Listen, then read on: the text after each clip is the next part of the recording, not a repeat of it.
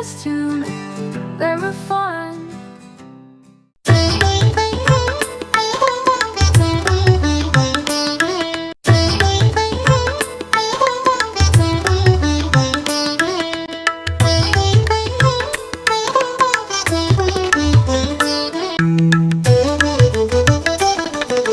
पूर्वं रामतपोवनाभिगमनं हत्वा मृगं काञ्चनं वैदेही हरणं जटायुमरणं सुग्रीवसम्भाषणम् पूर्वं रामतपोवनाभिगमनं हत्वा मृगं काञ्चनं वैदेही हरणं जटायुमरणं सुग्रीवसम्भाषणम्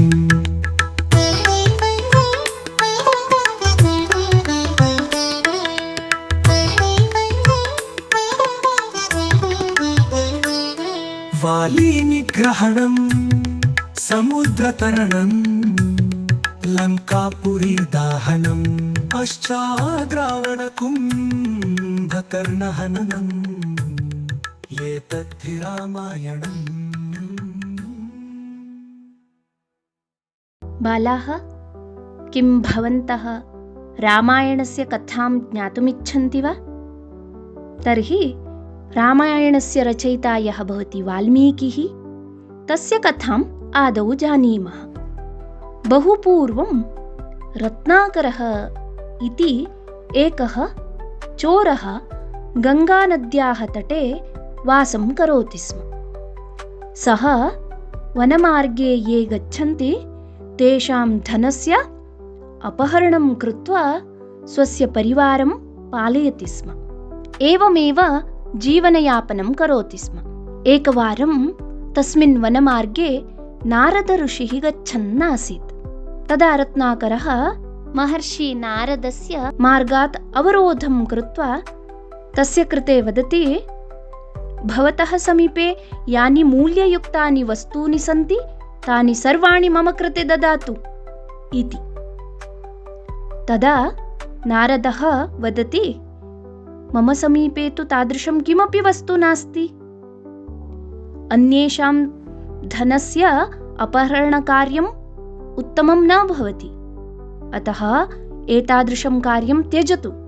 एकवारं भवान् गृहे गत्वा पृच्छतु, पत्न्याः समीपे, पितुः समीपे, सर्वेषां समीपे पृच्छतु, ते भवतः धनं तु स्वीकुर्वन्ति, किं भवतः पापमपि ते स्वीकुर्वन्ति वा इति। तदा रत्नाकरः अस्तु इति उक्त्वा गृहं गत्वा पत्न्याः समीपे, पितुः समीपे, मातुः समीपे च पृच्छति, किं भवन्तः यथा मम धनं स्वीकुर्वन्ति तथा पापमपि स्वीकुर्वन्ति वा इति पृच्छति।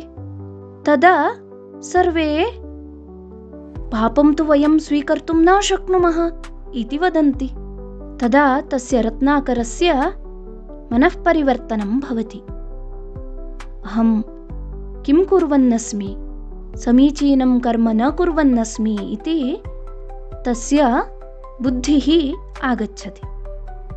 तदा सः पुनः नारदस्य समीपे गत्वा क्षमायाचनां करोति।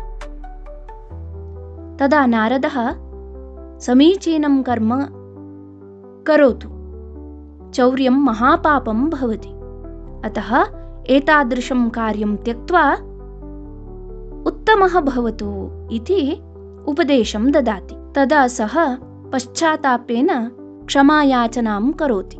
महर्षि नारदः रामनामजपं करोतु इति आदेशं करोति। रत्नाकरः चौर्यकार्यादिकं त्यक्त्वा श्रद्धया रामनामजपस्य आरम्भं करोति। नारद ऋषेः उपदेशम् अनुसृत्य बहुवर्षपर्यन्तं तपस्यां कृतवान्।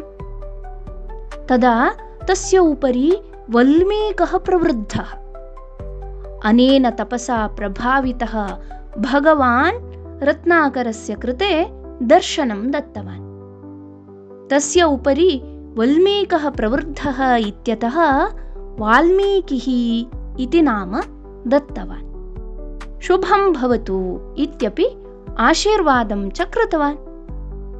अग्रे महर्षि वाल्मीकिः गङ्गानद्याः तीरे आश्रमस्य निर्माणं कृत्वा रामायणं रचयति। इत्थं रत्नाकरः महर्षि वाल्मीकिः भवति।